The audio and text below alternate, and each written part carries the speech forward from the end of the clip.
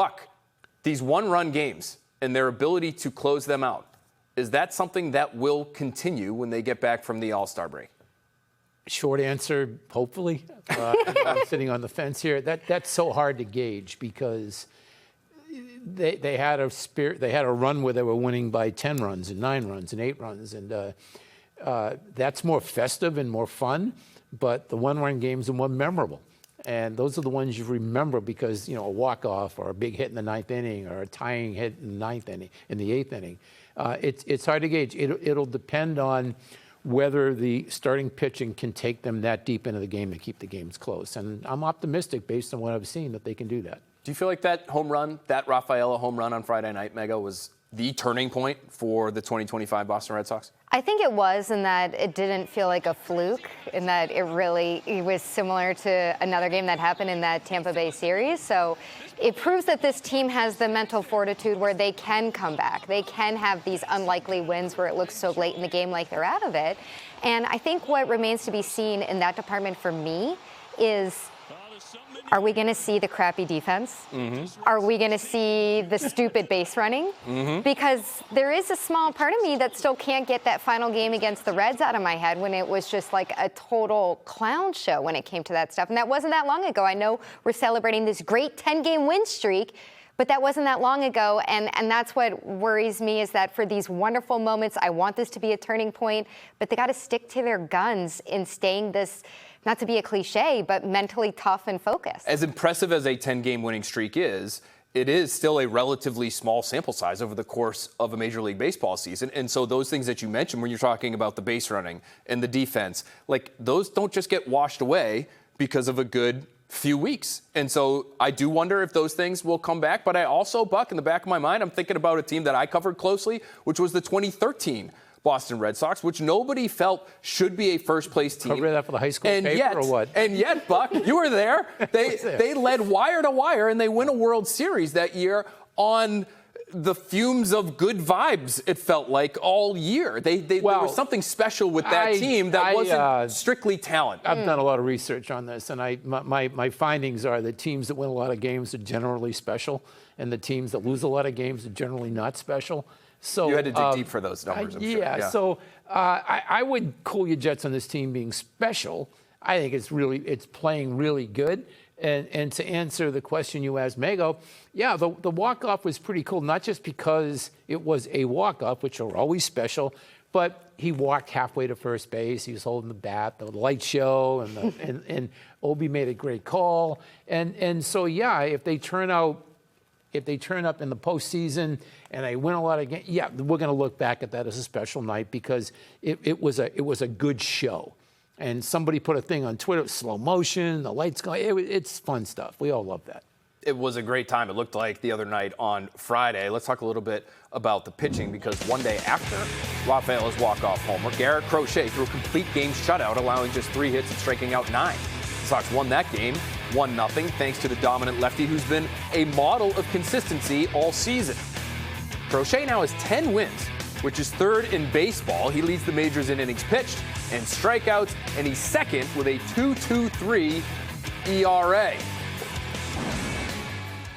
Buck, is Crochet maybe even better than you thought he'd be? Because when they acquired him, I assumed, okay, this guy's he's a legit number one for them. I had concerns, I think we all did, about how long he'd be able to last because he just hadn't shown it.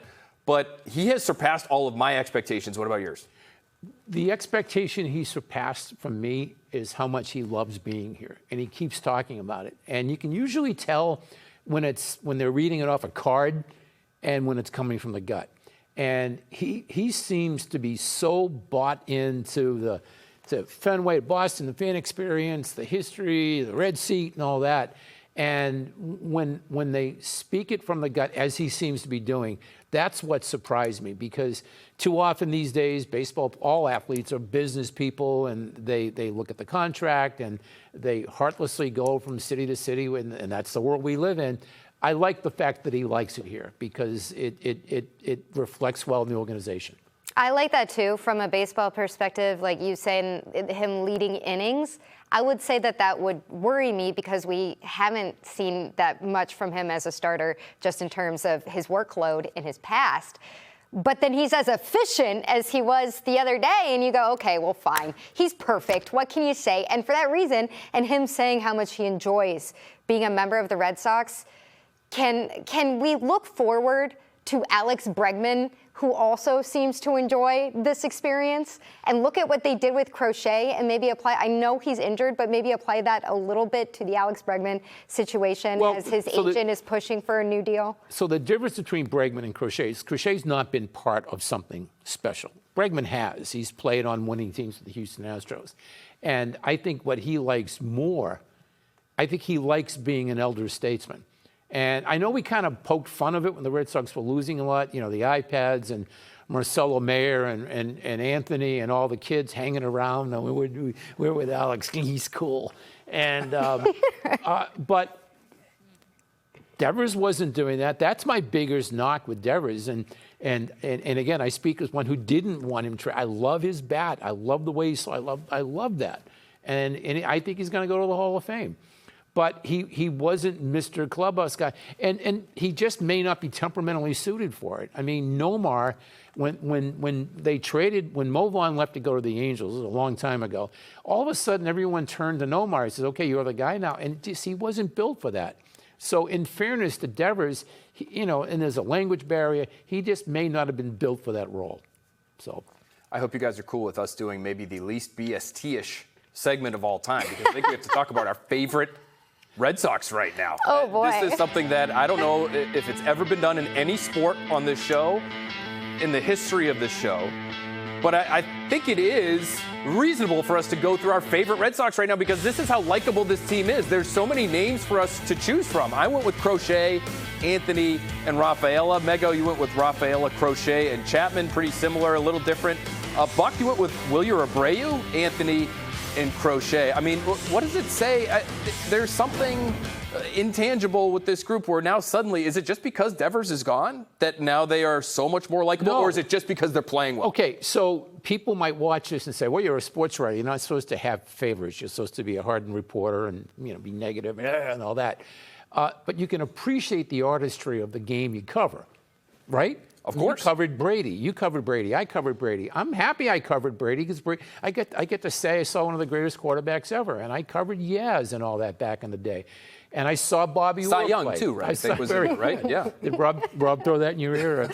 And, no, you told me that. Yeah. But okay, so Wilyer Abreu is one of my favorite players to watch because he's under the radar. We keep talking. He's not as flashy as Rafaela is. He's not as flashy as Duran, and he's not one of the cool kids who just came up. But he strikes me. He's won a Gold Glove. He hits home runs. I know he's very up and down. He's a roller coaster of a hitter. And I don't want to say he can be the next Dwight Evans, but I'm thinking somewhere between Trot Nixon and Dwight Evans as a guy you put out in right field and forget about him, leave him there for 10 years. And I think that when his name comes up in trade talk, no, leave him in right field and let him be a 30 home run guy who wins a Gold Glove now and then. Yeah, it's really interesting what they end up doing with that outfield. I think Abreu is going to be a part of it moving forward for a long time because he has that Gold Glove defense thing. He's also a power bat for them now, which I think they could use. Anthony's on all our lists. He's a little vanilla to me, Mego, so far. Like, I'd love to see a little bit more personality from him, but he seems like such a pro. And as such a young kid, like, I think we all can appreciate that, how difficult it is, the situation he stepped into. And he's playing in the middle of that order, and he's helping replace Rafael Devers, who Buck says is a Hall of Fame hitter. And we're all just sort of coming to accept that he's a good player right now. You don't say that too, or what? I don't know. That's high praise. I'd defer to you on that. You were there for the inaugural induction. The concern is that he's not always in the best of shape, and it's okay to say that because we're talking about athletes, and it's possible he slows down into his 30s and becomes another Prince Fielder type. And his numbers waned and he disappeared. So I just love the swing. I do too. Listen, will Anthony ever get to that level? Do we think he was hitting 143 and we were seeing great swings. That's why they left him. If you watch not saying you weren't watching, but to those who watch the games, he get a ground at a second and say, wow, that was a great swing. I think they nailed this pick with him. And what I like about him, the reason he's on my list, no, he's not loud and flashy and cool, but he has that like Garvey kind of, it's like very solid. You'd think he was 28. He's been here for 6 years, and he's been here for 6 weeks. Why'd you put Chapman on your list? I put Chapman on one because he's my age, and he has a little bit of that Al Horford factor where I'm like, I just want to see people who are maybe slightly older than me that are still excelling in the professional sports realm because it makes me feel eternally young. But on a serious note, I'm looking for guys who are directly contributing to wins, and he's nails. And I was worried, like Buck said earlier in the show a couple weeks ago, that he was just going to be almost a definite trade chip for Breslow at the trade deadline, even if they were, quote, buying, that he was going to be a piece that had to go out. And I think because of the way that the team's been playing, he's no longer a luxury or somebody that you can just replace with a Houck maybe or a Whitlock or somebody else like that in that role. You got to hold on to him. So I just love guys who prove themselves.